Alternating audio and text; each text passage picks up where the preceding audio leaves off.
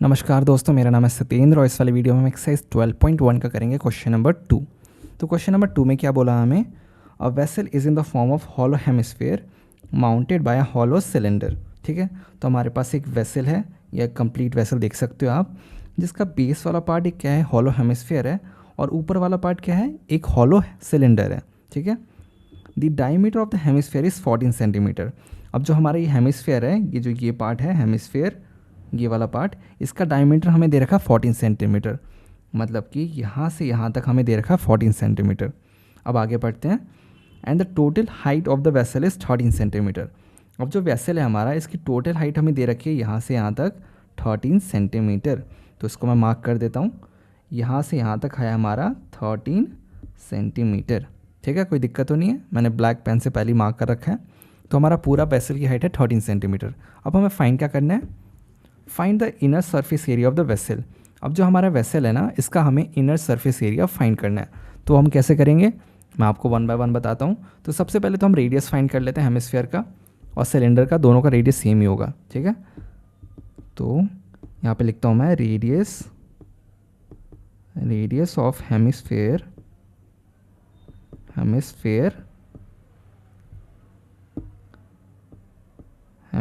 Slash cylinder.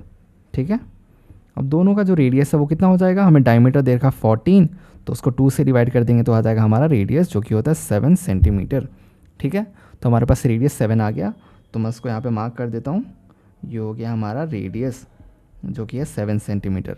अब हमें क्या फाइंड करना है, हमें inner surface area of the vessel find करना है।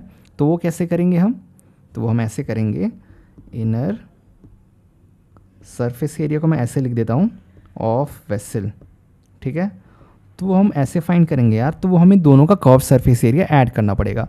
हम कर्व सरफेस एरिया क्यों ऐड कर रहे हैं, क्योंकि यहाँ पे देखो इन्होंने बोला है ना, हॉलो हेमिस्फीयर और हॉलो सिलेंडर। अब जो चीज़ें हॉलो होती है ना, जैसे कि आपने पाइप देखा होगा है ना, स्ट्रॉ वाला पाइप, तो वो चीज़ें ऊपर नीचे से खाली होती हैं। ये जैसे ये यहाँ से खाली है और यहाँ से भी खाली होगा, तो इन चीज़ों का हम क्या फाइंड करते हैं, कर्व सरफेस एरिया फाइंड करते हैं।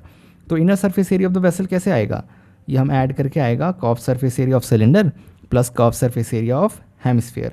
तो यहाँ पे लिख देते हैं CSA ऑफ सिलेंडर प्लस में curve surface area of hemisphere. अब हमारा सिलेंडर का फॉर्मूला क्या होता है, मैं यहाँ से स्टार्ट करता हूँ ताकि जगह की दिक्कत ना हो। Curve surface area of cylinder का फॉर्मूला होता है हमारा 2πRH। ठीक है, और curve surface area of hemisphere का फॉर्मूला होता है हमारा 2πr²। ठीक है, दोनों का रेडियस सेम है, इसलिए मैंने स्मॉल आर ले लिया। ठीक है, नहीं तो R1 R2 ऐसे लेके करता। अब हमें फाइंड क्या करना है, अभी बेसिक कैलकुलेशन करना है। अब देखो यहाँ पे हमें इसकी हाइट ही नहीं पता, हमें सिलेंडर की हाइट नहीं पता, हमें वो भी फाइंड करना पड़ेगा। तो वो हम कैसे निकालेंगे, तो हम ऐसे निकालेंगे, हमें टोटल जो हाइट है यहाँ से यहाँ तक, जो हाइट है हमारी कितनी है 13 सेंटीमीटर, और जो इतना पार्ट है मतलब कि यहाँ से यहाँ तक हमारा है 7 सेंटीमीटर।